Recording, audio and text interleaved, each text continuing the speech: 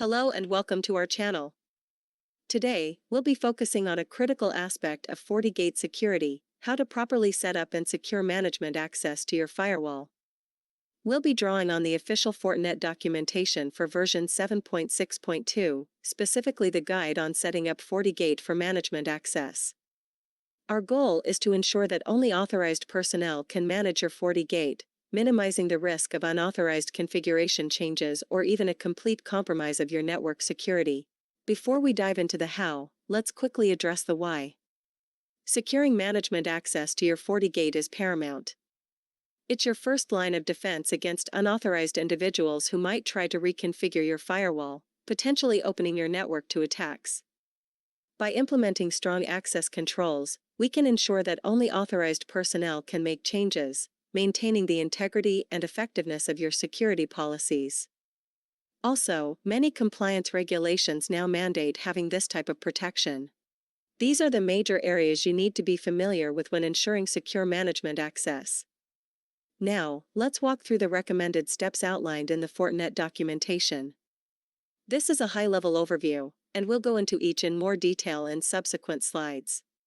This is the most fundamental step.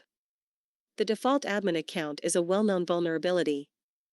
The very first thing you should do is create a new administrator account with a strong password. Then either completely disable or delete the admin account to prevent it from being used by attackers. Remember to document the new account and password securely. Now, even with strong passwords, we want to reduce the attack surface.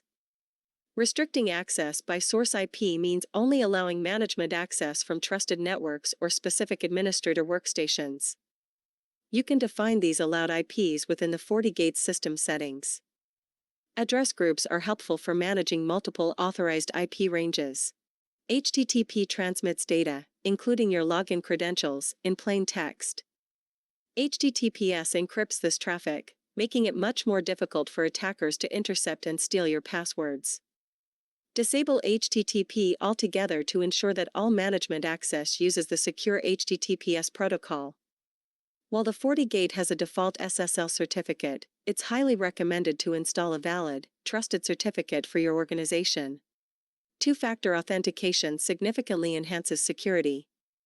Even if an attacker manages to obtain a username and password, they still need the second factor, typically a code from a mobile app or a hardware token, to gain access. FortiGate supports various 2FA methods, including FortiToken, FortiAuthenticator, and standard TOTP applications like Google Authenticator or Authy. Implement 2FA for all administrator accounts to make it far more difficult for unauthorized access. RBAC is the principle of least privilege. Instead of giving all administrators full access, assign them roles that only grant the permissions they need to perform their specific job functions. For example, a help desk administrator might only need to view logs, while a security engineer needs full configuration access. This reduces the potential for accidental misconfigurations and limits the damage an attacker can do if they compromise an account. Older protocols like Telnet are inherently insecure and should be disabled. If you require SSH for command line access, restrict the allowed source IPs, use strong SSH keys instead of passwords, and regularly monitor SSH logs for any unusual or suspicious activity. If you're using virtual domains, DOMs, on your FortiGate, consider creating a separate VDOM solely for administrative access. This isolates management traffic from regular network traffic, providing an extra layer of security. Apply strict policies within this administrative VDOM to further limit access and control. Setting up secure management access is not a one-time task. You need to continuously monitor your FortiGate's logs for any suspicious activity, such as failed login attempts or unauthorized configuration changes. Integrating with a SIEM system can provide centralized monitoring and alerting.